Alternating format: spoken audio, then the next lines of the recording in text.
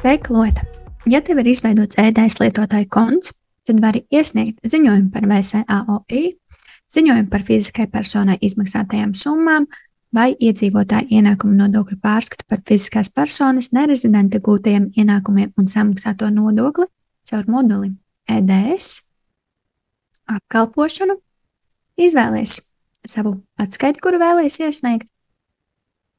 Pēc tam atliek izvēlēties ēdējas eksporta definīciju, norādīt periodu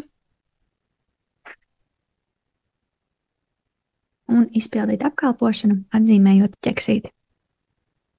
Apkalpošanas rezultātā tiks izveidots jauns dokuments ēdējas sistēmā ar statusu nenoteikts, un tas parādīsies arī modulī ēdējas atskaitēs.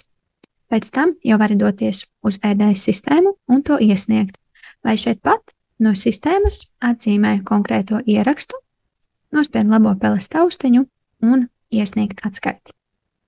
Tomēr, ja pirms atskaites iesniegšanas vēlies vēl to pārbaudīt, tad dodies uz moduli algas, atskaites, izvēlies konkrēto atskaiti, tāpat kā apkalpošanā izvēlies ēdējas eksporta definīciju un norādi periodu un atzīmē ķeksīti.